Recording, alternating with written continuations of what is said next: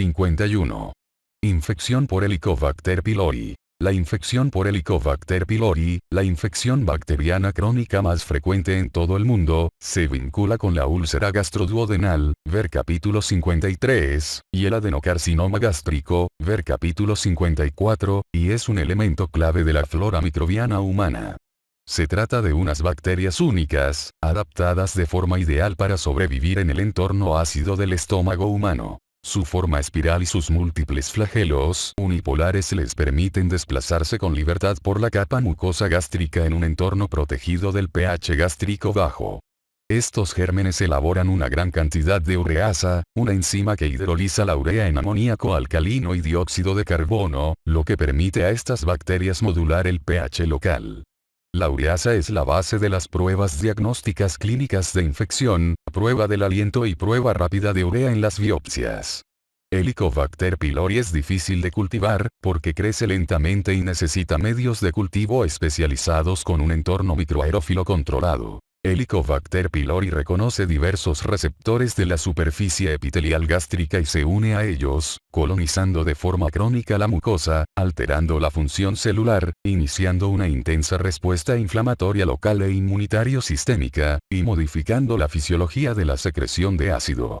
Las manifestaciones clínicas de la infección por Helicobacter pylori incluyen gastritis crónica, ver capítulo 52, úlcera gástrica y úlcera duodenal, ver capítulo 53, adenocarcinoma, ver capítulo 54, y linfoma del tejido linfoide asociado a la mucosa gástrica, MALT ver capítulo 31.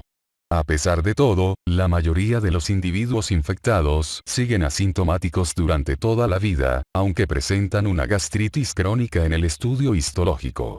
Determinar qué factores gástricos determinan por qué algunas personas desarrollan una enfermedad sintomática en respuesta a la infección, mientras que la mayoría no lo hacen, sigue siendo un misterio, pero la genética del huésped, las características de las bacterias y los fenómenos ambientales pueden condicionar sin duda la evolución clínica.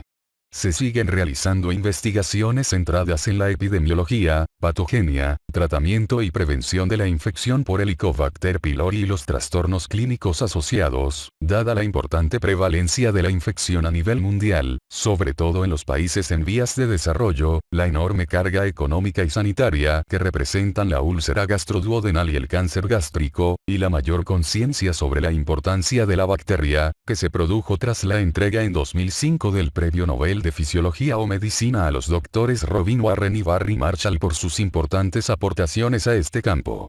La participación del Helicobacter pylori en la flora microbiana humana, como biomarcador y en la regulación inmunitaria, ha alimentado las investigaciones más recientes. Epidemiología. La infección por Helicobacter pylori es la infección bacteriana crónica más frecuente en el ser humano. Se estima que más del 50% de la población mundial está infectada por ella, e incluso un 70-80% de la población de las naciones en vías de desarrollo.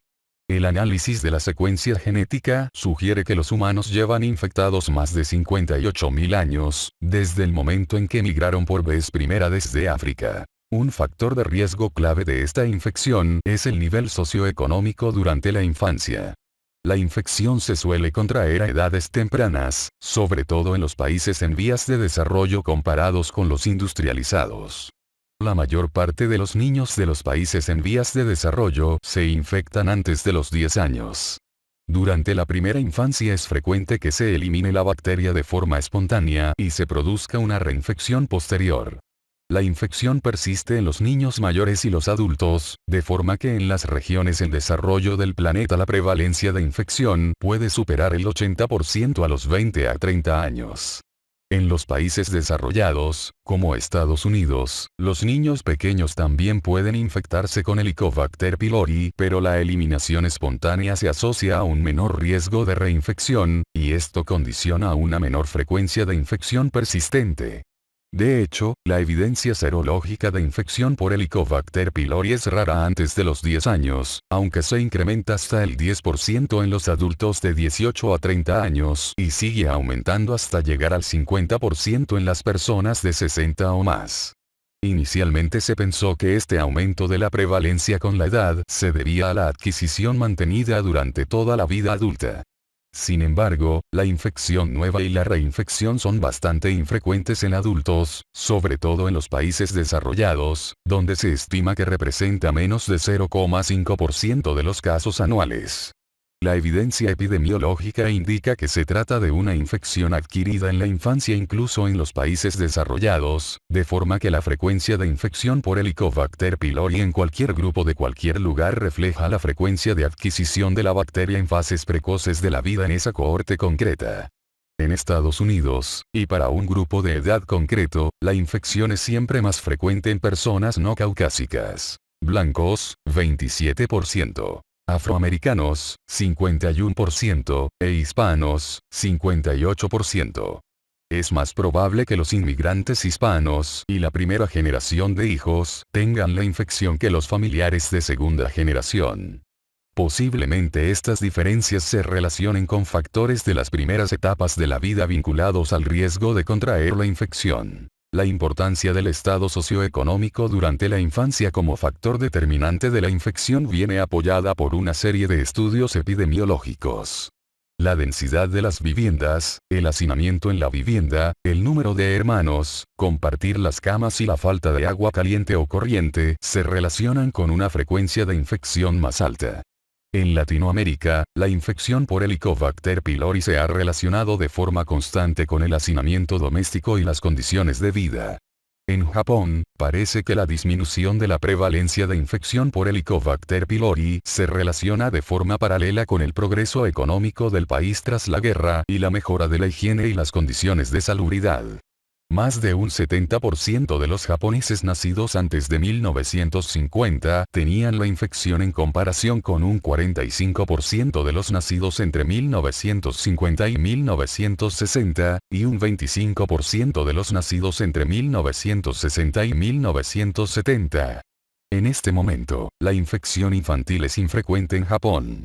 Se observa una disminución de la prevalencia parecida en Estados Unidos, lo que sugiere que la enfermedad vinculada a la infección se reducirá cuando la cohorte de personas que están naciendo en este momento en los países desarrollados llegue a los 40 a 70 años.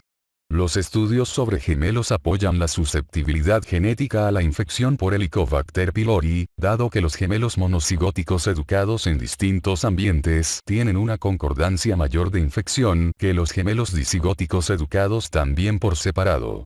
Sin embargo, los gemelos que crecen juntos presentan una mayor concordancia de Helicobacter pylori que los educados por separado, lo que sugiere que los factores ambientales durante la infancia también tienen importancia en la adquisición de esta infección. El modo exacto de transmisión sigue siendo incierto y pueden participar múltiples mecanismos.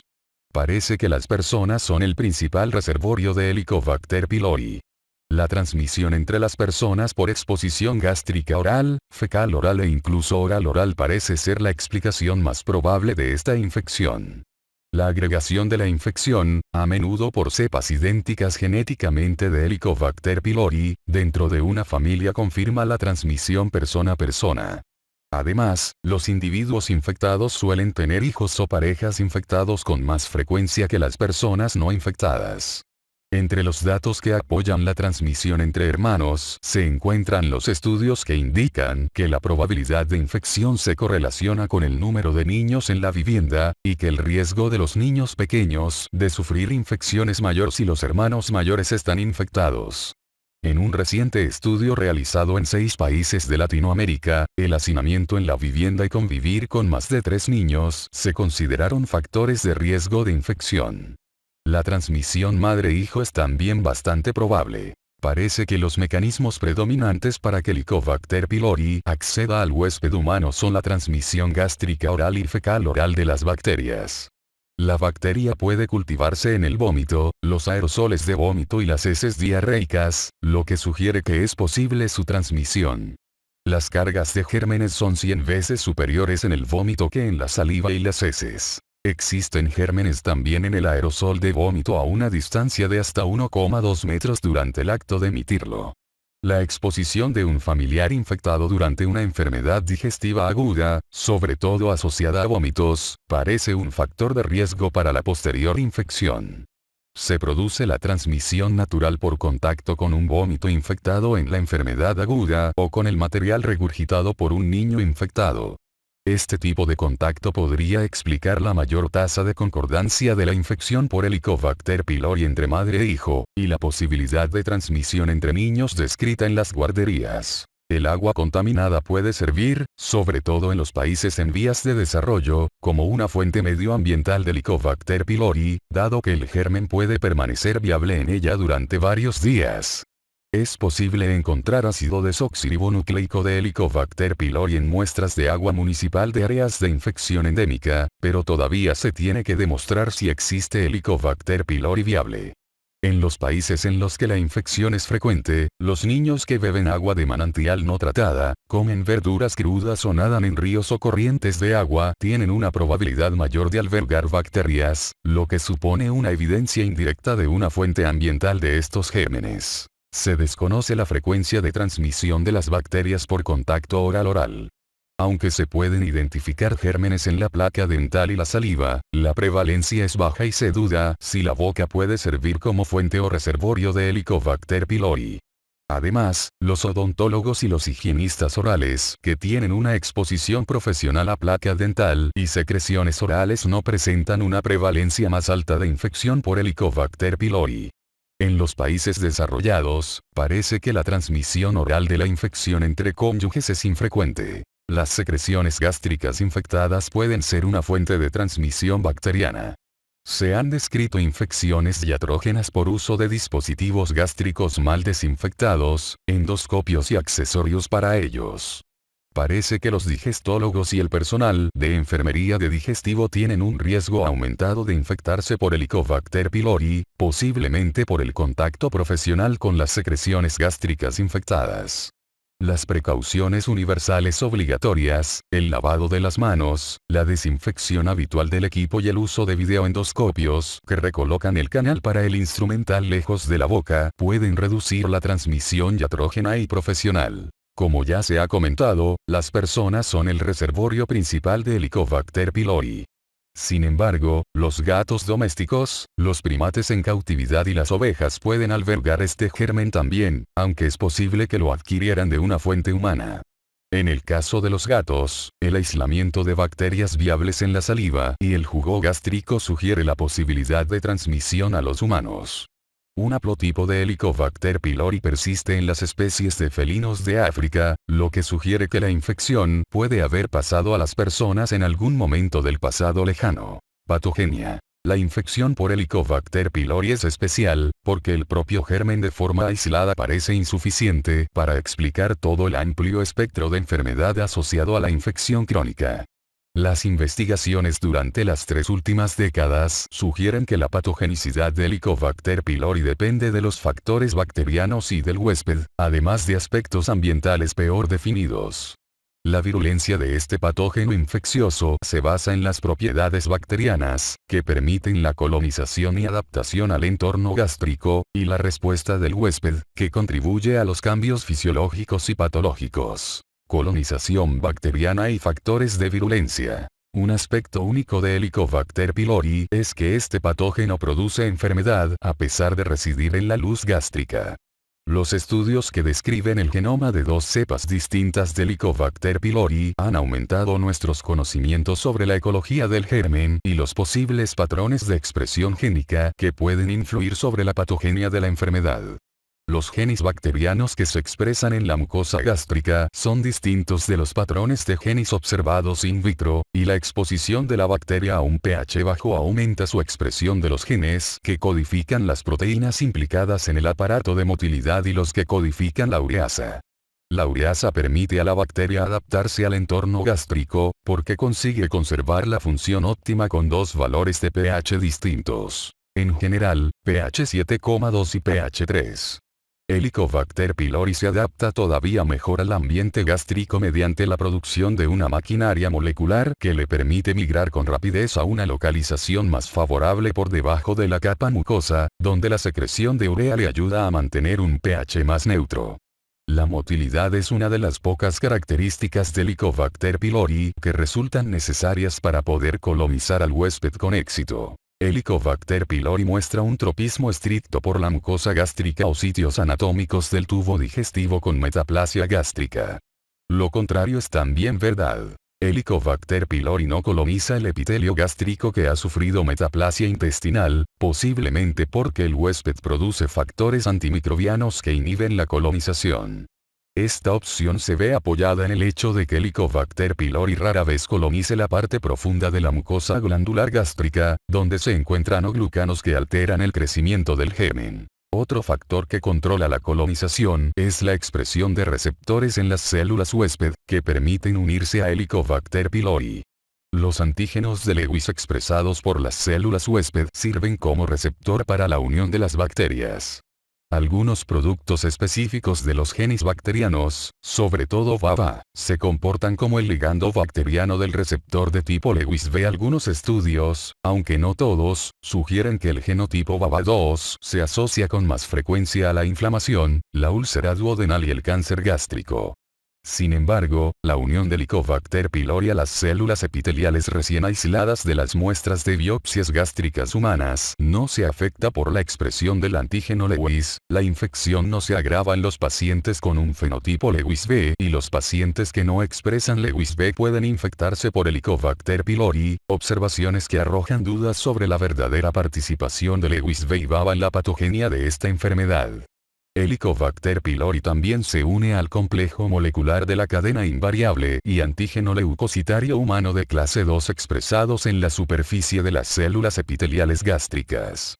Las moléculas del complejo principal de histocompatibilidad de clase 2, cuya expresión aumenta por la infección, fueron el primer receptor de Helicobacter pylori en las células epiteliales, del cual se demostró que afectará de forma directa la transmisión de señales en las células huésped. La unión de la ureasa a las células epiteliales a través del complejo principal de histocompatibilidad de clase 2 fue suficiente para inducir la apoptosis. La proteína trébol gástrica TFF1 también sirve como receptor para Helicobacter pylori. En los ratones con una deficiencia de TFF1 conseguida mediante ingeniería genética, se desarrolla un adenoma antral espontáneo, lo que sugiere que esta molécula es un elemento de control sobre el crecimiento de las células epiteliales gástricas. Se ha analizado la participación de los receptores moleculares asociados al patógeno en la unión de Helicobacter pylori a las células epiteliales del huésped. Los receptores de tipo TOL son una familia de receptores moleculares asociados al patógeno con diferente especificidad por las distintas moléculas bacterianas. Por ejemplo, receptores de tipo TOL4 puede reconocer los lipopolisacáridos de muchas bacterias, y las citosinas y partículas de Helicobacter pylori aumentan la expresión de receptores de tipo TOL4. Los lipopolisacáridos de Helicobacter pylori estimulan las respuestas de los monocitos y las células epiteliales gástricas a través de receptores de tipo TOL4. Otros receptores moleculares asociados al patógeno, incluidos receptores de tipo TOL2, también se activan por los lipopolisacáridos de Helicobacter pylori altamente purificado. Estos receptores pueden unirse a productos bacterianos y de este modo fomentar la unión de las bacterias y la transmisión de señales celulares. Helicobacter pylori produce flagelina, que se une a receptores de tipo TOL5 y activa una respuesta in vitro. Existe desacuerdo en si receptores de tipo TOL se estimula por los lipopolisacáridos de Helicobacter pylori o la flagelina de Helicobacter pylori es capaz de ligarse a receptores de tipo TOL5, y eso puede reflejar las distintas condiciones empleadas para el cultivo bacteriano o la purificación de lipopolisacáridos o flagelina. Se necesitan más estudios para establecer la importancia de la unión de Helicobacter pylori a receptores de tipo TOL en la patogenia de la infección. Después de que Helicobacter pylori migre hacia el epitelio gástrico, el germen se une a las células huésped y puede dañarlas para obtener nutrientes del exudado o trasudado inflamatorio que se forma. Una interacción clave entre la bacteria y el epitelio gástrico depende de un segmento del ácido desoxirribonucleico bacteriano llamado islote de patogenicidad CAG. Los genes del islote de patogenicidad CAG codifican proteínas que forman un aparato de secreción de tipo 4, es decir, KG, que permite la translocación de las macromoléculas bacterianas al interior de la célula huésped, es decir, KGA. El islote de patogenicidad CAG juega un papel importante en la patogenia de la gastritis en los pacientes. Helicobacter pylori, portador de islote de patogenicidad CAG, se asocia a un aumento de la expresión de interleucina 8 e inflamación en las muestras de la biopsia gástrica, y un aumento de la expresión de interleucina 8 y la apoptosis in vitro. Los jerbos infectados con cepas mutadas carentes de CAG muestran una gastritis menos grave y menos úlceras gástricas, menos metaplasia intestinal y menos cáncer gástrico que los jerbos infectados por la cepa de natural. Los estudios en personas que demuestran que la úlcera duodenal es más frecuente en niños portadores de cepas que expresan CAG y asociada a unas concentraciones más altas de interleucina 8 gástrica, corroboran los estudios animales e in vitro. Todas las cepas de Helicobacter pylori tienen el gen VACA, y más de la mitad expresan la citotoxina vacuolizante, que se une a las células epiteliales gracias a la interacción con unas proteína tirosina fosfatasas. Varios estudios han analizado la estructura y función de citotoxina vacuolizante y su asociación a la enfermedad. Por ejemplo, los ratones con deficiencia de proteína tirosina fosfatasa betano desarrollan úlceras cuando se exponen a citotoxina vacuolizante. Se han clasificado distintos alelos de VACA en la región 5, región S, y la región media, región M, del gen VACA. La región S existe como S1, que se subclasifica en S1A, S1B, S1C, o S2, mientras que la región M lo hace como M1 o M2. La producción de citotoxina vacuolizante recibe su nombre como una combinación alélica S1, M1 o S1, M2. Los alelos VACA específicos, S1 y M1, se asocian a enfermedad de inducción de apoptosis de células epiteliales. La interacción entre VACA y sus receptores parece ser importante en la patogenia de la enfermedad gastroduodenal, donde sirven como ligando para la unión bacteriana o como un factor de virulencia secretado. Respuesta del huésped a la infección. Cada vez se acumulan más evidencias de que la respuesta del huésped frente a la infección por Helicobacter pylori es un componente intrínseco en la patogenia de la enfermedad digestiva, ver capítulos 52, 53 y 54.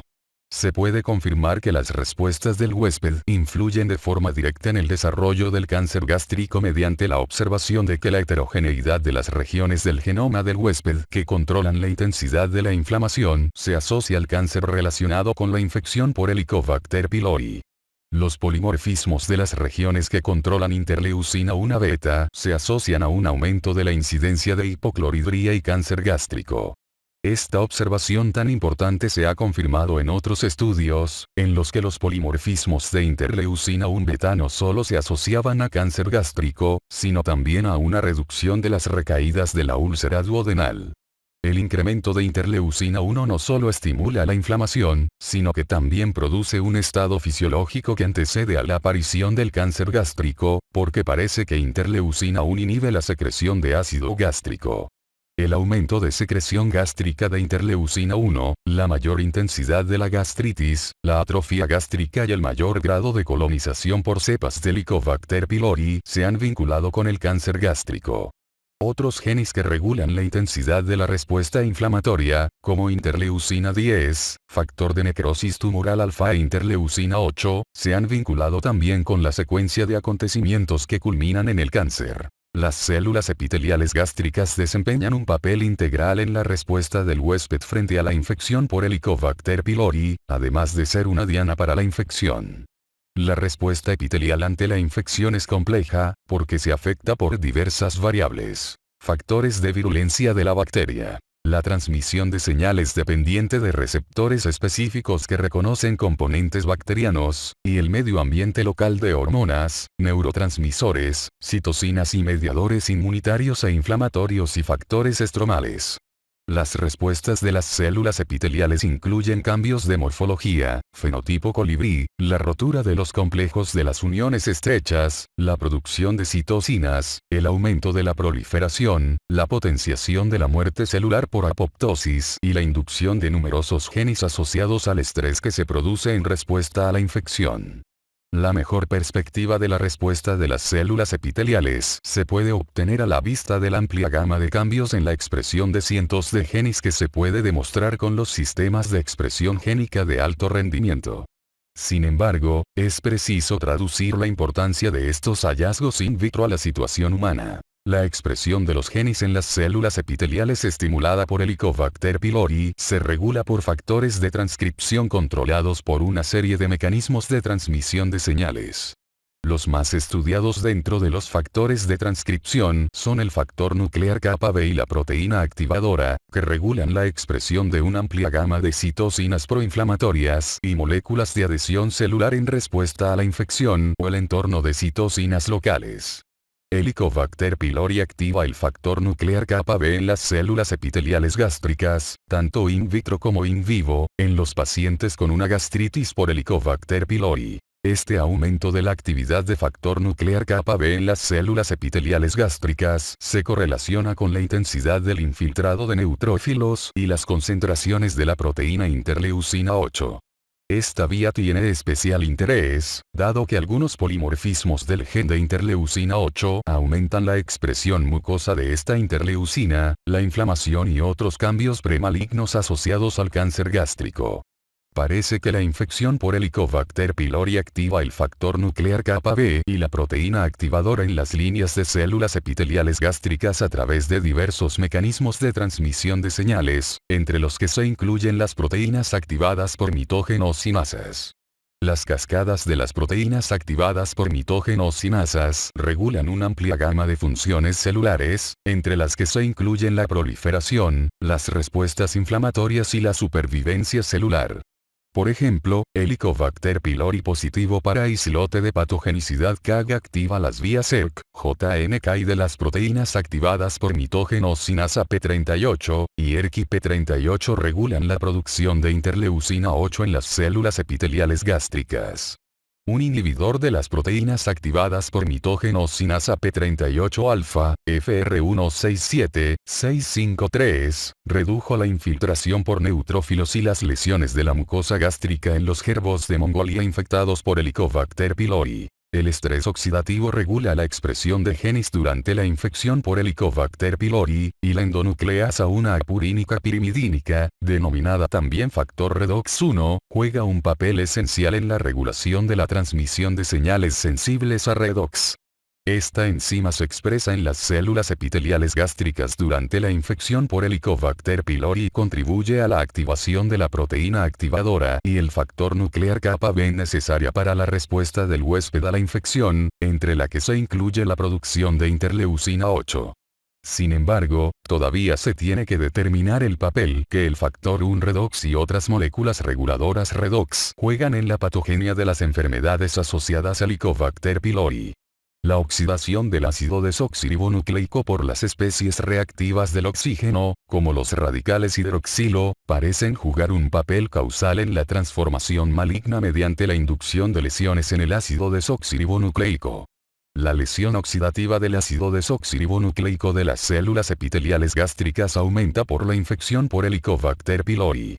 Cada vez existe un mayor interés sobre la implicación de los antioxidantes en la prevención o el tratamiento de la enfermedad, dado que la infección se asocia a una reducción de las concentraciones de un limpiador de tejidos antioxidante, la vitamina C. Además, existen evidencias de que la dieta rica en antioxidantes o nutracéuticos del grupo isotiocianato, como sulforafano, puede antagonizar el estrés oxidativo y proteger al huésped del cáncer gástrico, quizá porque reduce la inflamación y atenúa la carga bacteriana. La proteína KAG de Helicobacter pylori se transloca al citoplasma de la célula huésped, donde se fosforila a nivel de las tirosinas por una SRC sinasa del huésped y, a través de otras interacciones, regula la morfología de las células epiteliales. Parece que la fosforilación de KAG es distinta en las cepas de las diferentes regiones geográficas, lo que se traduce en un efecto distinto sobre la transmisión de señales intracelulares. Se puede especular que la heterogeneidad de la proteína KAG puede condicionar distintos efectos en la respuesta del huésped, lo que podría explicar cierta parte de la variabilidad geográfica de la enfermedad. Aunque puede que la fosforilación de la proteína KAG tenga importancia, no se trata del único mecanismo mediante el cual la molécula regula la respuesta del huésped. Se ha descrito también un efecto independiente de la fosforilación sobre la transcripción génica, que también se atribuye a la proteína KAG. Además, más del 30% de la expresión génica del huésped se altera independientemente de la fosforilación de Kga, al menos en las líneas celulares de epitelio intestinal. La proteína inflamatoria externa A, o IPA, es otro producto bacteriano que induce la producción de interleucina 8 en las células epiteliales. Las cepas que expresan OIPA se asocian a un aumento de la densidad bacteriana, de las concentraciones de interleucina 8 mucosas y de la infiltración neutrófila, y también condicionan unas consecuencias clínicas más graves. Se ha descrito que los peptidoglucanos se translocan a las células epiteliales gástricas a través del sistema de secreción de tipo 4 codificado por el islote de patogenicidad CAG. Cuando se encuentran dentro de la célula, estos compuestos bacterianos se reconocen por el dominio 1 de oligomerización transportador de nucleótidos, NOD1, lo que representa un mecanismo novedoso para la percepción de las bacterias. La unión a dominio 1 de oligomerización transportador de nucleótidos puede explicar la activación del factor nuclear kappa B y posterior expresión de diversos genes del huésped, que codifican moléculas proinflamatorias. Como se comenta en el capítulo 50, la secreción de ácido es una de las funciones principales de la mucosa gástrica, regulada por diversos factores neurales, endocrinos e inmunitarios. En la infección por Helicobacter pylori se ha demostrado claramente un aumento de las concentraciones de gastrina en ayuno y estimuladas por las hormonas o la ingesta, y existen evidencias de que la expresión de gastrina se regula por factores bacterianos y citocinas. La expresión de somatostatina, que es un péptido inhibidor del ácido, está reducida en los individuos afectados, como lo está la secreción de bicarbonato duodenal. El efecto neto de la infección por Helicobacter pylori sobre la secreción de ácido es complejo y varía en función de la duración y distribución de la infección y la existencia de atrofia de la mucosa. La secreción de moco se ve afectada también por la infección por Helicobacter pylori, y se reduce la cantidad de moco y la hidrofobia de la mucosa gástrica. Estas alteraciones revierten tras la erradicación de la infección. La función de barrera epitelial se altera durante la infección por Helicobacter pylori como consecuencia de los efectos directos de la bacteria y también de la respuesta inflamatoria asociada que, en conjunto, aumentan la proliferación celular epitelial y la muerte celular programada. La infección por Helicobacter pylori determina una respuesta inflamatoria única en la que la infección persiste a pesar del reclutamiento y activación de los linfocitos T y B, los fagocitos y otras poblaciones de células inmunitarias. Algunas bacterias pueden infectar las células epiteliales, y una cantidad significativa de material bacteriano puede filtrarse alrededor de las células epiteliales y llegar a la lámina propia, donde puede activar los fagocitos subyacentes, entre ellos los neutrófilos y macrófagos. Un factor bacteriano es la proteína activadora de los neutrófilos de Helicobacter pylori, una proteína que fomenta la adhesión de los neutrófilos a las células endoteliales y estimula la quimiotaxia de los monocitos y neutrófilos, el ensamblaje del complejo NADP-oxidasa en la membrana plasmática y la consiguiente producción de intermediarios reactivos del oxígeno, ROI.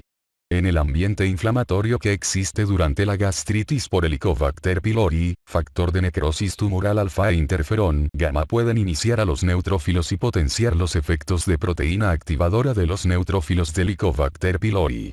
Cuando las células experimentan apoptosis y mueren, son eliminadas por los fagocitos. El atrapamiento de las células epiteliales infectadas por Helicobacter pylori por los fagocitos puede ser un importante mecanismo mediante el cual Helicobacter pylori puede activar la respuesta del huésped, y se ha demostrado que los macrófagos se unen a las células epiteliales gástricas, que sufren apoptosis por la infección y luego las engloban. El reclutamiento y la activación de los macrófagos y los neutrófilos condiciona la liberación de otros mediadores inflamatorios. Se observa un aumento de la expresión de la óxido nítrico sintasa inducible en la mucosa gástrica durante la infección por Helicobacter pylori. El óxido nítrico y el superóxido, que pueden producirse por los neutrófilos que infiltran, reaccionan para formar peroxinitrito, un potente oxidante y reductor. Aunque estos productos tienen potentes efectos antimicrobianos, una producción incontrolada o inadecuada podría también jugar un papel en las lesiones de la mucosa gástrica observadas durante la infección por Helicobacter pylori. El catabolismo de la urea por la ureasa aporta dióxido de carbono, que neutraliza con rapidez la actividad bactericida de los peroxinitratos y reacciona con ellos para formar nitrosoperoxicarbonato. La ureasa puede favorecer la colonización bacteriana al neutralizar algunas respuestas del huésped, aunque esto también aumenta el potencial de nitración de peroxinitrito y puede favorecer la mutagenia del ácido desoxirribonucleico de la célula huésped. Las citocinas secretadas por las células epiteliales complementan a las liberadas en la lámina propia. Por ejemplo, los neutrófilos se activan por las quimiosinas, interleucina 8, ENA, 78 y GRO-alfa, que pueden derivar del epitelio, de los miofibroblastos adyacentes o de los macrófagos de la lámina propia. La inducción de citocinas en los macrófagos incluye la de factor de necrosis tumoral alfa e interleucina 6 por la ureasa, y la de interleucina 6 por la proteína del shock térmico 60. Las bacterias intactas pueden inducir la producción de quimiosinas que reclutan a los linfocitos T y también interleucina 12 e interleucina 18, dos citocinas que facilitan la selección de los linfocitos Th1. Por tanto, las bacterias intactas o algunos factores bacterianos desencadenan una amplia respuesta de citocinas dentro de la lámina propia. Conforme se desarrollan respuestas adaptativas, aparecen distintos subtipos de linfocitos T colaboradores, TH, que tienen patrones característicos de secreción de citocinas. Los linfocitos Th1 fomentan las respuestas inmunitarias mediadas por células gracias a la producción de interferón gamma y factor de necrosis tumoral alfa, mientras que los linfocitos Th2 producen interleucina 4, interleucina 5, interleucina 10 y el factor de crecimiento transformador beta. Los linfocitos Th2 pueden fomentar las respuestas de inmunoglobulina A o inmunoglobulina en mucosas y también reducir la inflamación producida por las citocinas de Th1. Estudios previos indican que la mucosa gástrica infectada está preacondicionada para favorecer el desarrollo de los linfocitos Th1. Una hipótesis que puede explicar esta tendencia es que la infección bloquee de forma selectiva el desarrollo de Th2. Helicobacter pylori puede interferir en la activación de STAT6 por interleucina 4, lo que puede alterar el desarrollo de Th2, y la inducción de interleucina 12 e interleucina 18 en respuesta a la infección puede seleccionar positivamente la respuesta predominante de Th1. La activación de los linfocitos T por la infección por Helicobacter pylori puede contribuir a que la inflamación sea más grave y aparezcan enfermedades gastroduodenales. En la mucosa de los pacientes infectados por Helicobacter pylori se observa un incremento de las concentraciones de interleucina 17 con actividad biológica, una citocina elaborada por los linfocitos TCD4 positivo activados.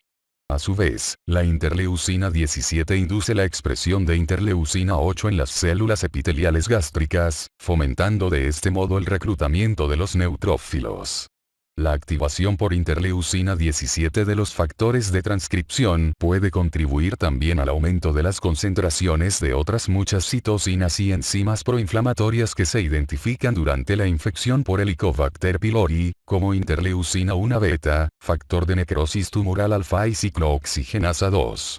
Interferón gamma y factor de necrosis tumoral alfa elaboradas por los linfocitos Th1 pueden aumentar la expresión de muchos genes en el epitelio, incluido interleucina 8. Estas citocinas pueden fomentar la unión de las bacterias y contribuir a un aumento de la carga bacteriana. En los modelos animales, los linfocitos Th1 aumentan la apoptosis de las células epiteliales, y también la inflamación, la atrofia y la displasia.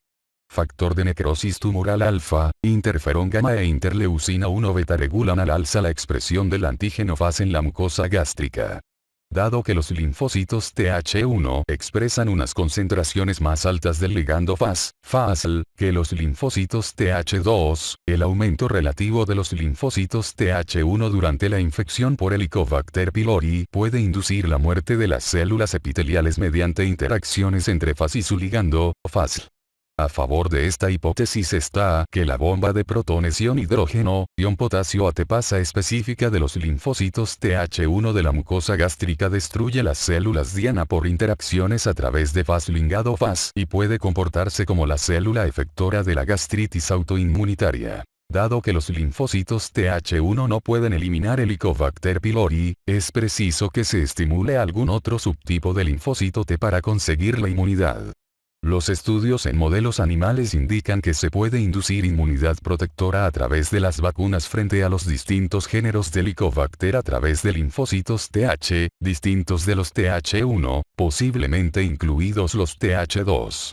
Las citocinas antiinflamatorias asociadas a los linfocitos Th2 u otros subgrupos reguladores de linfocitos Th pueden atenuar los efectos patógenos de los linfocitos Th1. Las evidencias más directas indican que interleucina 4 puede reducir la gastritis, un efecto que podría venir mediado por la liberación de somatostatina. El agotamiento de los linfocitos T reguladores, TREG, en los ratones neonatales produce gastritis autoinmunitaria y la infección por Helicobacter pylori alivia esta gastritis autoinmunitaria inducida en ratones neonatales. Esto indica que la infección puede estimular un subgrupo de linfocitos T antiinflamatorios, que alteran la inflamación excesiva, que podría conducir a una eliminación espontánea del germen, un efecto que parece ocurrir también en la mucosa humana como respuesta a la infección por Helicobacter pylori. Los anticuerpos del tubo digestivo suelen ser del isotipo inmunoglobulina A, muy adaptados a la protección de la mucosa y que aportan inmunidad protectora sin necesidad de activar el complemento y estimular los efectos negativos de la inflamación. Durante la infección por Helicobacter pylori se produce un aumento del número de células plasmáticas elaboradoras de inmunoglobulina A. También se detectan inmunoglobulina G e inmunoglobulina M, junto con complemento activado. Se ha sugerido que las concentraciones de autoanticuerpos en los humanos se correlacionan con la gravedad de la gastritis.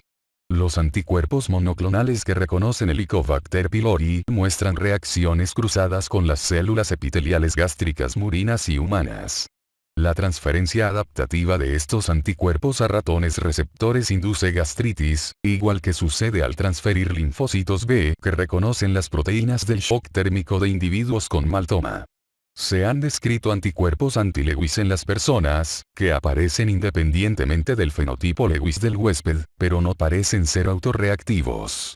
Los autoanticuerpos inducidos en los ratones pueden reconocer distintas dianas dentro de la mucosa gástrica y, aunque puedan mostrar reactividad cruzada con el tejido gástrico humano, los autoanticuerpos inducidos en humanos podrían tener una especificidad totalmente distinta. Con pocas excepciones, la infección por Helicobacter pylori persiste durante toda la vida del huésped, salvo que se administren antibióticos. Esta observación ha llevado a algunos investigadores a valorar si la inmunidad se altera por evitación o tolerancia inmunológica. Varios factores bacterianos, incluidas la catalasa y la ureasa, antagonizan las respuestas innatas del huésped. La producción de la enzima arginasa por Helicobacter pylori inhibe la producción de óxido nítrico y podría facilitar la supervivencia bacteriana, mientras que las cepas virulentas de Helicobacter pylori también modifican la producción de moco y la fagocitosis. La toxina citotoxina vacuolizante puede alterar la presentación de antígeno por los macrófagos, porque inhibe la vía dependiente de I, mediada por las moléculas del complejo principal de histocompatibilidad de clase 2 recién sintetizadas. Además, Helicobacter pylori expresa moléculas antigénicas que imitan a moléculas del huésped, como los antígenos Lewis, lo que en teoría podría estimular la liberación de citocinas por los linfocitos T, con la consiguiente inhibición de las reacciones autoinmunitarias. Sin embargo, el perfil de citocinas asociado a la infección por Helicobacter pylori no es el que cabría esperar en un entorno tolerante. Por ejemplo, interleucina 4, interleucina 10 y factor de crecimiento transformador beta, que podrían mediar un efecto antiinflamatorio, no se expresan a los mismos niveles que las citocinas proinflamatorias, como interferón gamma y factor de necrosis tumoral alfa. Dado que la mucosa gástrica infectada se caracteriza por una inflamación crónica activa, la tolerancia, si es que se produce, podría favorecer la infección persistente, aunque no consiga evitar la respuesta inflamatoria crónica. Una posibilidad alternativa es que más que una respuesta inadecuada de los linfocitos T, lo que suceda es que no consiguen alcanzar una coordinación necesaria para garantizar la inmunidad. En determinadas circunstancias, las bacterias pueden inhibir el crecimiento de los linfocitos T e incluso inducir su apoptosis. Este proceso se ha demostrado en líneas celulares y se ha atribuido a patrones muy específicos de expresión génica, incluida la inducción de ligando Fas en los linfocitos T, lo que permite la apoptosis. Los estudios de Wang y otros sugieren que esto puede ocurrir de forma directa, pero los péptidos de Helicobacter pylori pueden activar la producción de radicales de oxígeno en los monocitos, que alteran la expresión de la cadena Z de CD3 del complejo receptor del linfocito T con inducción de la apoptosis de los mismos. La pérdida de linfocitos T por apoptosis como explicación se confirma también por la presencia de linfocitos T apoptósicos en la mucosa gástrica, y también por la expresión de Fas y ligandos Fas en las muestras de biopsias. Se ha demostrado que citotoxina vacuolizante altera el crecimiento de una línea de linfocitos T, independientemente de cualquier efecto sobre la apoptosis, mediante la inhibición de la translocación nuclear de un factor de transcripción, FAT, que es necesario para la producción de interleucina 2. Sin embargo, estos acontecimientos son complejos y la toxina citotoxina vacuolizante altera la expansión dependiente de interleucina 2 en los linfocitos T recién aislados de la sangre periférica humana, pero no su supervivencia o capacidad de elaborar interleucina 2.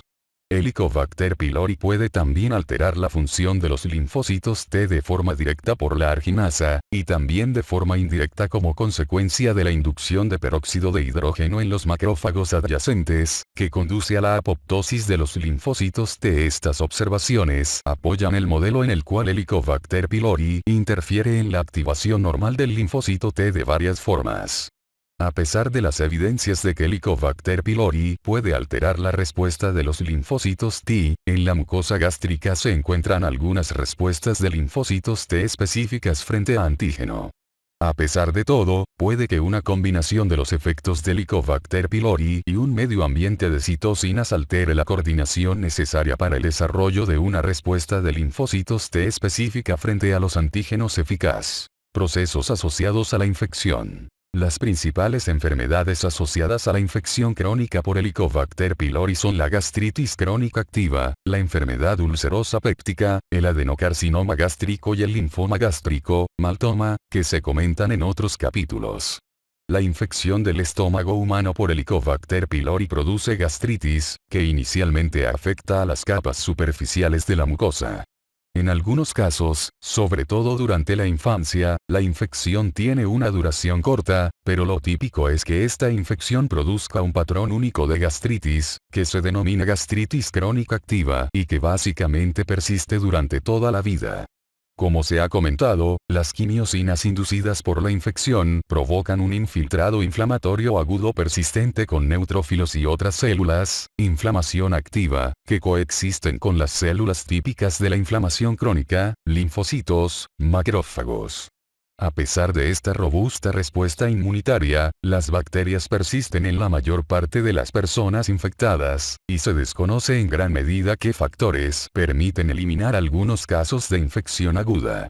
Se confiaba en que estos conocimientos aumentaran los esfuerzos por desarrollar vacunas orientadas a prevenir la infección crónica por Helicobacter pylori y fomentar la erradicación, pero los resultados han sido descorazonadores.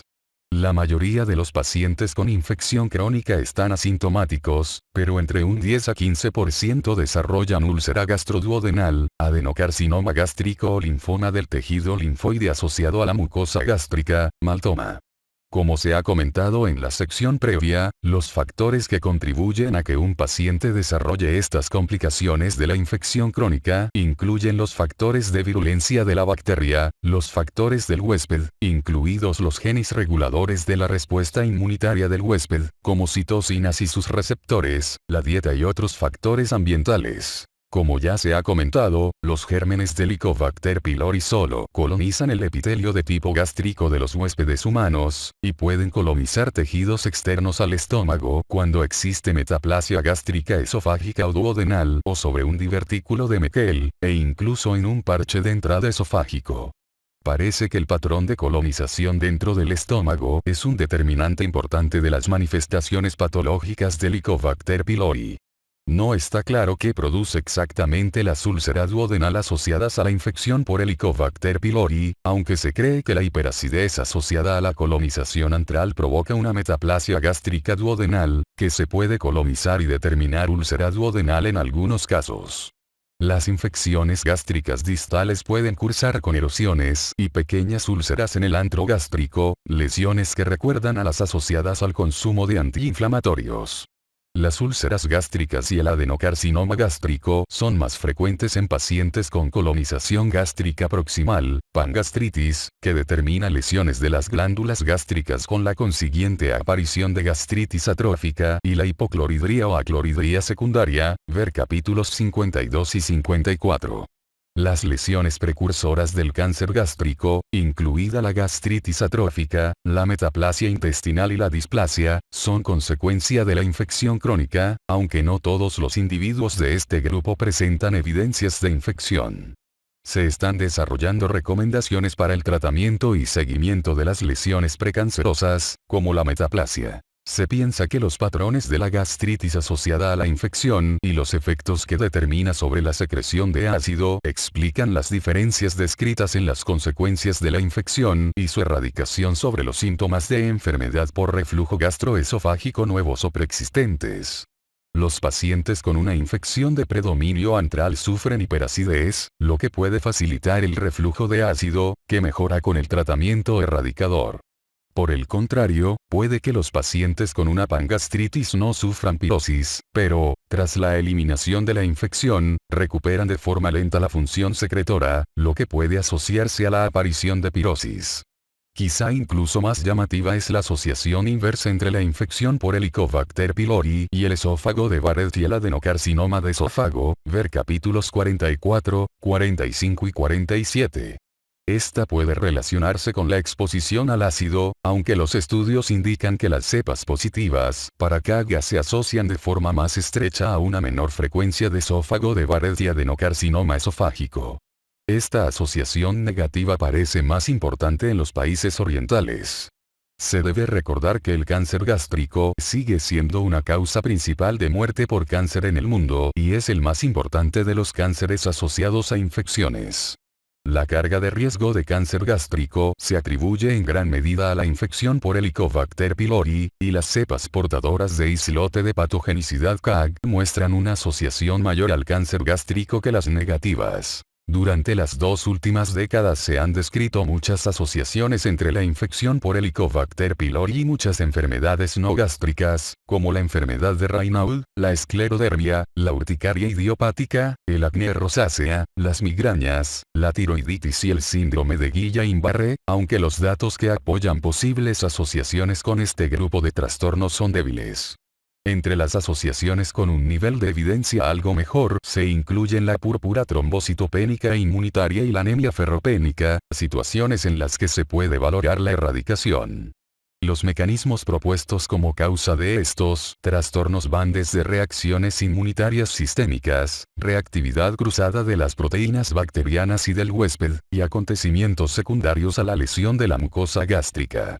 Además, algunas condiciones del huésped pueden afectar a Helicobacter pylori. Estudios recientes sugieren que la deficiencia de hierro puede influir sobre la virulencia bacteriana por un mecanismo dependiente de CAGA. Diagnóstico. Las pruebas para diagnosticar Helicobacter pylori solo se recomiendan cuando el clínico tenga intención de tratar a los pacientes con resultados positivos. Entre las indicaciones para realizar estas pruebas se encuentran los pacientes con antecedentes de úlcera gastroduodenal complicada o no, activa o demostrada, cáncer gástrico precoz o linfoma mal gástrico. La determinación de Helicobacter pylori se suele recomendar como parte de una estrategia de probar y tratar en los pacientes más jóvenes con una dispepsia no estudiada que no tengan signos de alarma, es decir, saciedad precoz, adelgazamiento no explicado, disfagia, vómitos repetidos, antecedentes familiares de cáncer gástrico.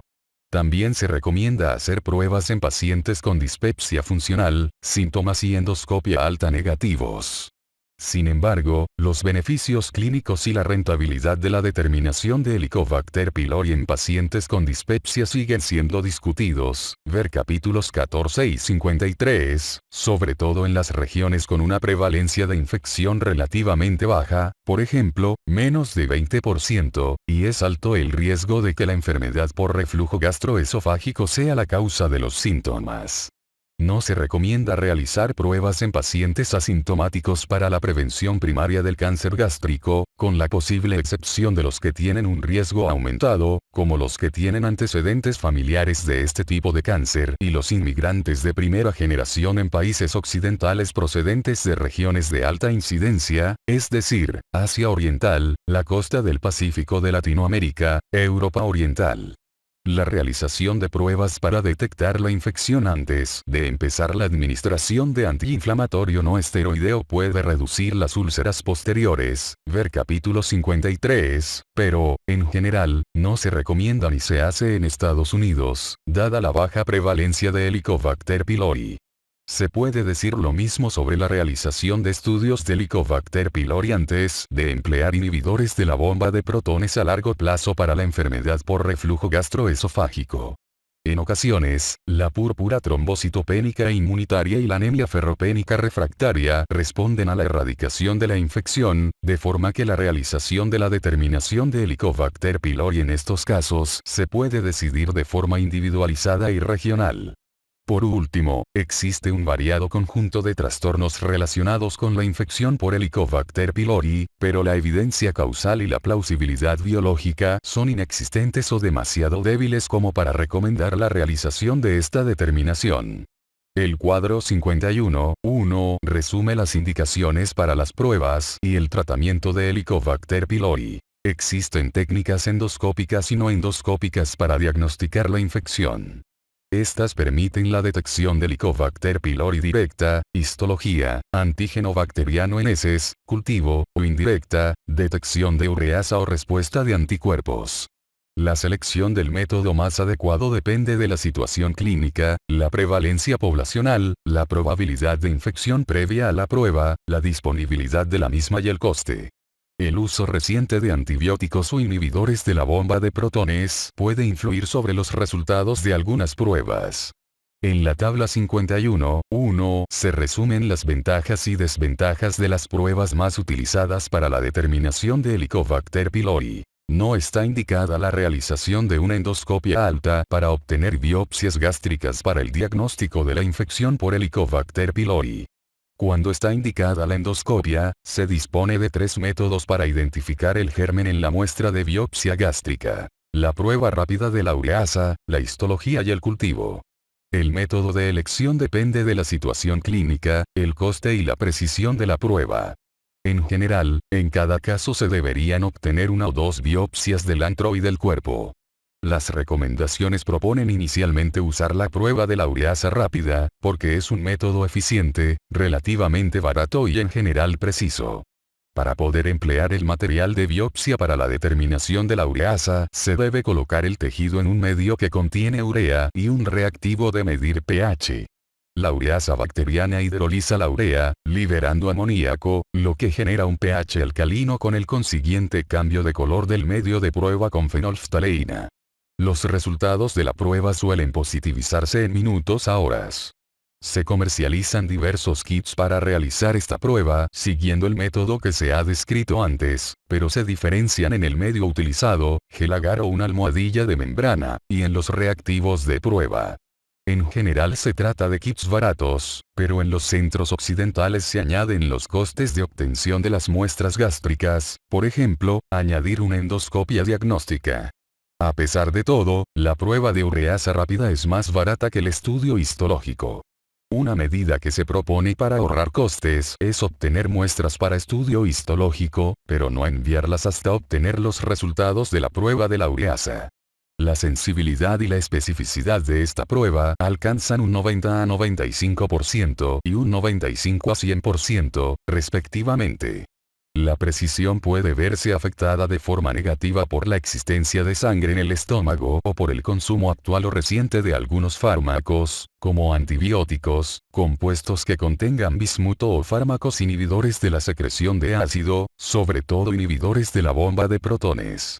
Por lo tanto, un resultado negativo de la prueba de la ureasa no descarta de forma necesaria la infección por Helicobacter pylori en un paciente que recibe fármacos antisecretores, una situación frecuente en los pacientes sometidos a endoscopia alta. Para mejorar la sensibilidad en estos casos, se puede suspender el fármaco que parece producir problemas y retrasar la endoscopia varias semanas, si se puede, y también se puede tratar de obtener múltiples muestras de biopsia antrales y corporales. En general no es preciso valorar un estudio histológico de la mucosa gástrica para diagnosticar Helicobacter pylori, aunque puede aportar información sobre la gravedad de la inflamación mucosa, ver figura 52.3c, y también permite detectar las lesiones precancerosas asociadas a Helicobacter pylori.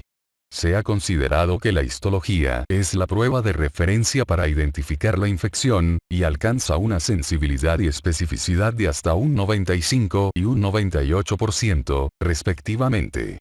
Sin embargo, la distribución y densidad del germen pueden variar dentro del estómago, con el consiguiente error de muestreo, sobre todo en pacientes que reciben fármacos inhibidores de la secreción.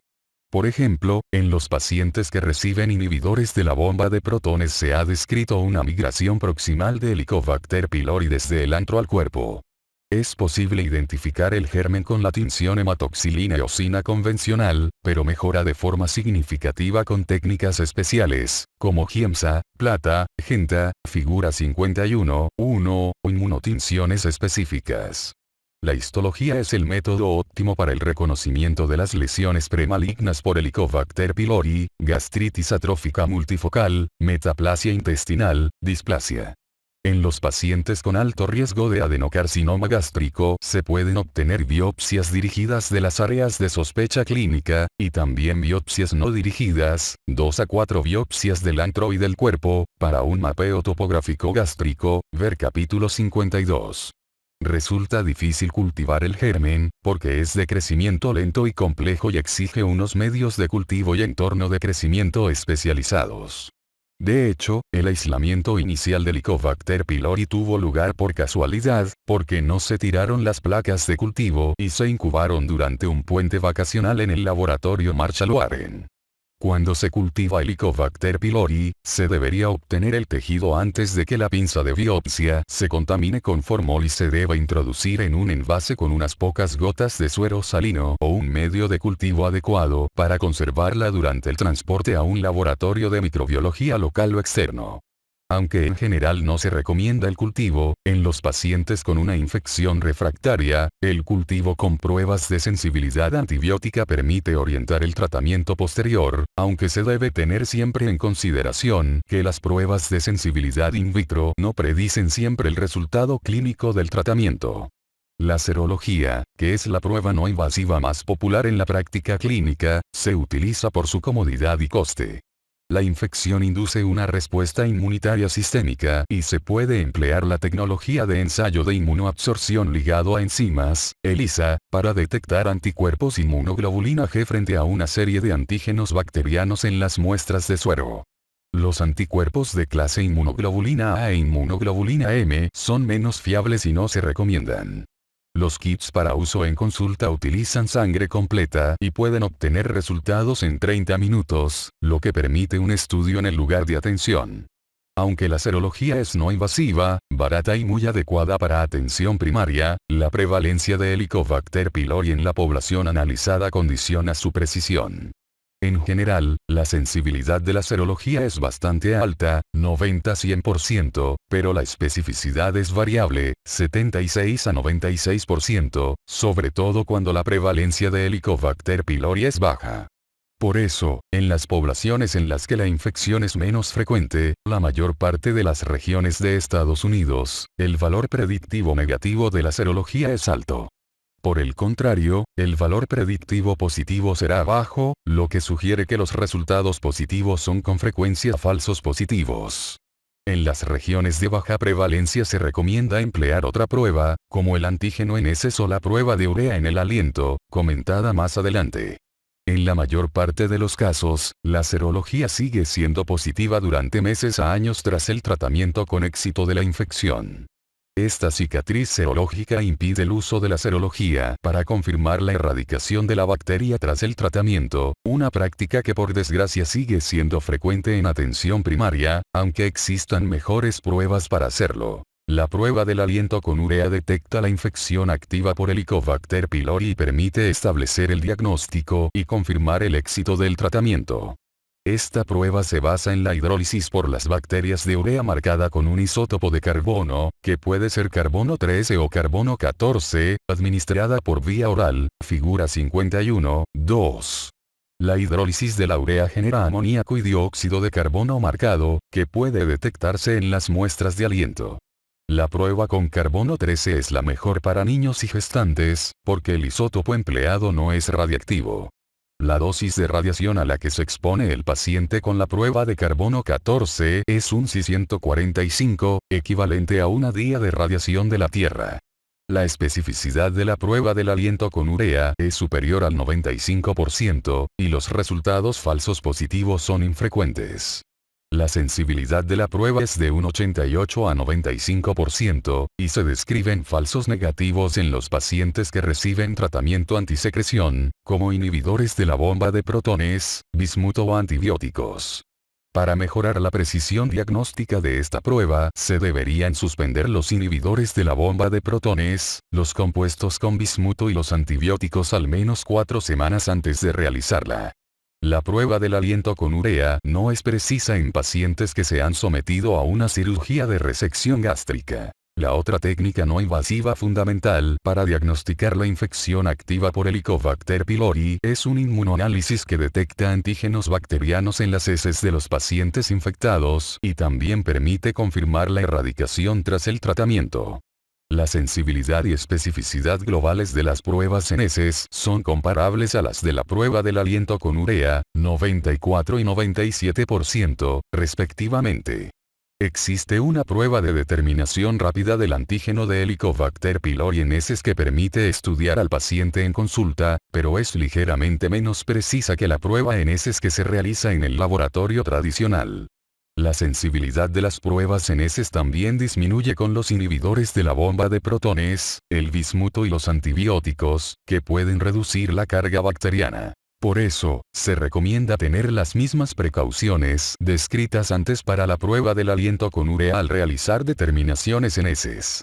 La reacción en cadena de la polimerasa es un método sensible para detectar Helicobacter pylori, pero no es práctica para el diagnóstico clínico habitual. Es útil para investigación, porque permite detectar las bacterias en las biopsias gástricas, las heces o el agua corriente de una comunidad, tipificar los gérmenes en estudios epidemiológicos o de transmisión y determinar en tiempo real la resistencia antibiótica. Es probable que las recomendaciones para realizar estudios de Helicobacter pylori cambien a corto plazo. En este momento, la determinación de antígenos en heces o la prueba del aliento con urea son los métodos no invasivos preferidos para el diagnóstico inicial de Helicobacter pylori, dado que puede detectar la infección activa. En las poblaciones de baja prevalencia, la serología solo permite descartar la infección por Helicobacter pylori, y un resultado positivo de la serología se debería confirmar con otra prueba que analice la infección activa antes de recomendar tratamiento. La serología es útil en grupos de pacientes con una elevada probabilidad de infección previa a la prueba, incluidas las poblaciones de alta prevalencia. Por ejemplo, la serología está indicada en pacientes con una hemorragia por úlcera péptica, en los que la biopsia para realizar la prueba de urea rápida o la histología haya sido negativa o no se haya realizado. La biopsia endoscópica se considera adecuada en pacientes que se someten a una endoscopia diagnóstica y presenta una alteración, por ejemplo, úlcera, gastropatía, y también en los que necesitan una endoscopia de seguimiento, por ejemplo, úlcera gástrica, linfoma gástrico. La prueba rápida de la ureasa en biopsia se puede emplear en algunos pacientes adecuados, por ejemplo, los que no toman inhibidores de la bomba de protones o antibióticos, y cuando la histología no se considera necesaria desde un punto de vista clínico. Cuando esté indicado clínicamente, es adecuado confirmar que se ha erradicado con éxito la infección, realizando una prueba del aliento con urea o la determinación de antígeno en las heces. Las recomendaciones actuales de Estados Unidos sugieren que, en todos los individuos infectados con úlcera péptica, linfoma MALT, cáncer gástrico precoz o dispepsia se deberían realizar estas pruebas para confirmar la erradicación de la infección. Las recomendaciones europeas sugieren que, dada la amplia disponibilidad de pruebas no invasivas para confirmar la infección, en todos los pacientes tratados por Helicobacter pylori se debería realizar una prueba para confirmar la erradicación, Maastricht 4, 2012. La endoscopia con biopsia tras el tratamiento solo es precisa si está indicado repetirla por motivo clínico. En estos casos es importante obtener muestras de múltiples áreas del estómago para evitar que no se detecte la infección persistente por la alteración de la densidad bacteriana o la distribución por la administración previa de antibióticos e inhibidores de la secreción. Estas pruebas no se deberían repetir hasta que transcurran 6 a 8 semanas del final del tratamiento, dado que la realización más temprana podría dar origen a resultados falsos negativos. Además, se deberían suspender los fármacos que pudieran afectar a los resultados, como los inhibidores de la bomba de protones, al menos una semana y hasta 4 semanas antes de realizar la prueba para mejorar la precisión. Tratamiento. El tratamiento de Helicobacter pylori se realiza igual en todo el mundo, aunque existen algunas variaciones regionales relacionadas con la práctica clínica y la prevalencia de enfermedad específica vinculada a la infección, cáncer gástrico y lesiones premalignas en la histología. Las principales recomendaciones para el tratamiento de la infección por Helicobacter pylori reflejan los criterios de manejo concordantes, con estas diferencias regionales. Los regímenes de tratamiento de Helicobacter pylori recomendados suelen incluir 2 antibióticos y un inhibidor de la bomba de protones durante 10 a 14 días. Los intentos de simplificar estos regímenes o acortar la duración reducen la eficacia. No se pueden recomendar regímenes de un solo antibiótico o de 7 días de duración hasta que se realicen más estudios, sobre todo en Estados Unidos el cumplimiento puede representar un problema, porque es difícil tomar múltiples fármacos y son frecuentes los efectos secundarios menores. Se debería asesorar a los pacientes para que elijan el periodo óptimo de 2 semanas para aumentar al máximo el cumplimiento e informarles de los efectos adversos menores que cabe esperar, por ejemplo, diarrea, dolores cólicos. La frecuencia de éxito terapéutico puede variar entre países y a nivel regional dentro de cada país, lo cual depende de la resistencia a los antibióticos y la ecología local. El régimen de tratamiento personalizado ideal debería orientarse en función del patrón de resistencia antibiótica específico del germen en cada individuo concreto. Si esto no es posible, conocer los patrones de resistencia antibiótica locales y los antecedentes de exposición antibiótica previa de cada paciente puede ayudar a decidir el régimen. En general, los regímenes convencionales permiten curar la infección por Helicobacter pylori en un 80 a 95% de los casos. Sin embargo, el problema creciente de la resistencia antibiótica en algunas regiones obliga a desarrollar nuevos regímenes de cara al futuro. La tabla 51.2 resume algunos de los regímenes terapéuticos más utilizados. La mayor parte de ellos emplean dosis de antibióticos convencionales. Claritromicina 500 mg, amoxicilina 1 gramo, metronidazol 500 mg, tinidazol 500 mg, tetraciclina 500 mg, levofloxacino 500 mg, y rifabutina 300 mg. Los inhibidores de la bomba de protones se administran 2 veces al día en dosis convencionales. Omeprazol 20 mg, lansoprazol 30 mg, pantoprazol 40 mg, rabeprazol 20 mg, esomeprazol 40 mg, o dexlansoprazol 30 mg. En general, no existen diferencias significativas en la eficacia de erradicación entre los distintos inhibidores de la bomba de protones. Los antagonistas del receptor histamina 2 en dosis altas pueden sustituir a los inhibidores de la bomba de protones en pacientes con alergia o que sufren efectos secundarios, pero en general se recomiendan los inhibidores de la bomba de protones. Las dosis de los distintos compuestos de bismuto dependen de la disponibilidad regional, por ejemplo, subsalicilato de bismuto 524 mg, subcitrato de bismuto 420 mg. Se producen efectos secundarios asociados al tratamiento hasta en un 50% de los pacientes que reciben alguno de los regímenes descritos en la tabla 51.2, aunque en general son leves y no obligan a suspender el tratamiento. Algunos de los efectos adversos más frecuentes son alteraciones gustativas y molestias digestivas por metronidazol y claritromicina, y reacciones alérgicas y diarrea con amoxicilina. Además, no se debería prescribir tetraciclina a niños o gestantes. Los efectos adversos del tratamiento de Helicobacter pylori se han revisado de forma extensa. Si se advierte a los pacientes sobre los efectos adversos que cabe esperar, posiblemente aumente el cumplimiento. La triple terapia, que consiste en claritromicina, amoxicilina y un inhibidor de la bomba de protones durante 10 a 14 días, es actualmente el tratamiento inicial más frecuente para Helicobacter pylori, según apoyan varias guías internacionales. La triple terapia consigue curar de forma constante más del 80% de las infecciones cuando los gérmenes son sensibles a la claritromicina y se emplea un régimen de 10 a 14 días de duración, como ha demostrado un ensayo sobre la erradicación de Helicobacter pylori en Latinoamérica que se ha realizado en 7 comunidades de esta zona. La resistencia a la claritromicina influye siempre sobre la eficacia de la triple terapia, y esto ha generado interés por otros regímenes. Se debería plantear un régimen alternativo en las regiones con una resistencia demostrada a claritromicina alta, es decir, más de 15 a 20%. Otros regímenes pueden ser también adecuados para grupos de pacientes específicos. Por ejemplo, los pacientes que tienen una neumopatía por la que reciben tratamiento repetido con macrólidos y sufren una infección por Helicobacter pylori tienen una alta probabilidad de que Helicobacter pylori sea resistente a claritromicina. Es posible utilizar metronidazol en lugar de amoxicilina o claritromicina en los casos de alergia a penicilinas o intolerancia a los macrólidos. El régimen secuencial de 10 días incluye un inhibidor de la bomba de protones y amoxicilina cada 12 horas durante 5 días, seguidos durante 5 días más de un inhibidor de la bomba de protones, claritromicina y un nitroimidazol, tinidazol o metronidazol, todos ellos administrados cada 12 horas.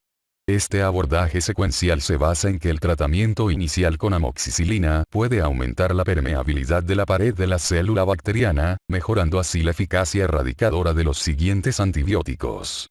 Algunos estudios describen un aumento de la frecuencia de erradicación frente a la triple terapia convencional con inhibidores de la bomba de protones, por ejemplo, 89 frente a 77%, sobre todo en las bacterias resistentes a claritromicina, 89 frente a 29%. Un análisis agregado de los estudios que evaluaron la terapia secuencial confirmó una mayor eficacia, sobre todo en las cepas de bacterias resistentes a macrólidos. Sin embargo, la mayor parte de estos estudios se han realizado en países mediterráneos, algo que puede limitar su generalización. En otras regiones parece que la triple terapia es igual de eficaz o más que la secuencial. En un estudio bien diseñado realizado en Taiwán, la terapia secuencial de 14 días de duración resultó mejor que la terapia secuencial de 10 días y que la triple terapia de 14 días. Además, los datos sobre resistencia de las cepas sugieren que la resistencia a la claritromicina y al metronidazol influyó sobre la eficacia de sus correspondientes regímenes. De forma más reciente, se ha planteado un nuevo régimen en el que la claritromicina se sustituye por levofloxacino en el tratamiento secuencial, con resultados prometedores, ver más adelante. La cuádruple terapia basada en bismuto combina una sal de bismuto, metronidazol y tetraciclina, todos administrados cada 6 horas, con un inhibidor de la bomba de protones cada 12 horas durante 2 semanas, y fue uno de los primeros tratamientos empleados para Helicobacter pylori. La cuádruple terapia es útil como tratamiento de primera línea en algunas situaciones clínicas: alergia a la penicilina, alta probabilidad de resistencia a la claritromicina, y también sirve como uno de los principales protocolos de retratamiento. Aunque la cuádruple terapia es eficaz, erradicación más de 80%, el número de comprimidos diarios y los frecuentes efectos adversos menores que determina influyen de forma negativa sobre la tolerabilidad y el cumplimiento.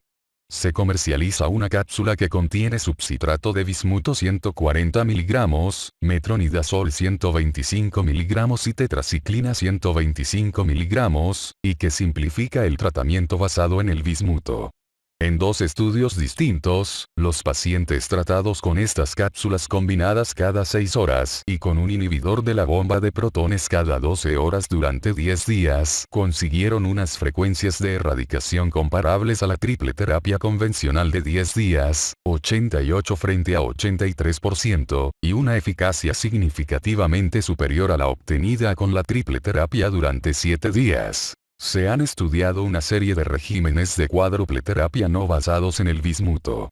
Los más frecuentes son los regímenes de tratamiento concomitante, que representan una variación de la terapia secuencial y que se basan en la claritromicina o el levofloxacino. El tratamiento concomitante es menos complejo que el secuencial y puede mejorar el cumplimiento. El tratamiento concomitante basado en la claritromicina consiste en un régimen de un inhibidor de la bomba de protones, claritromicina, amoxicilina y un nitroimidazol, metronidazol o tinidazol, cada 12 horas durante 5 a 10 días. La frecuencia de erradicación oscila entre un 63 y un 95%, y el tratamiento durante 10 días tiene una mejor eficacia. Parece que el régimen concomitante tiene un mejor resultado que la triple terapia de 10 días, sobre todo en regiones con alta resistencia a la claritromicina. El tratamiento concomitante basado en levofloxacino es una alternativa para los pacientes alérgicos a macrólidos, probable resistencia a la claritromicina y o fracaso del tratamiento. Un estudio europeo sobre los regímenes basados en levofloxacino demostró que un régimen concomitante durante 5 días no era inferior al régimen de 10 días y conseguían unas frecuencias de erradicación del 92 y el 93%, respectivamente. En la bibliografía se están proponiendo otros regímenes cuádruples no basados en el bismuto o híbridos, que quedan fuera del alcance de esta revisión. El tratamiento inicial de la infección por Helicobacter pylori fracasa hasta en un 25% de los pacientes, porque están infectados por gérmenes resistentes a antibióticos, cumplen mal la medicación o tienen otros factores pronósticos adversos, por ejemplo, menor edad, tabaquismo, antecedentes de uso de antibióticos, dispepsia funcional. Se suele prescribir el retratamiento con uno de los tratamientos de primera línea alternativos, ver tabla 51, 2.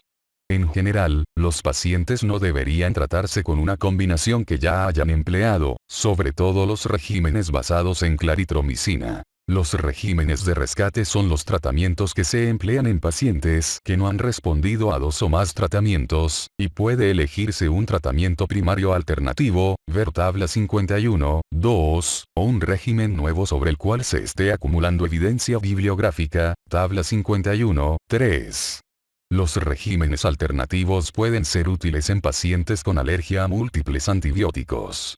La tabla 51, 3 resume los regímenes de segunda línea y los retratamientos de los pacientes que no han respondido al tratamiento inicial o que tienen una recaída de la infección, y en ella se resumen también la frecuencia de erradicación que se consigue con la triple terapia basada en claritromicina, el tratamiento secuencial, la cuádruple terapia y los tratamientos basados en levofloxacino.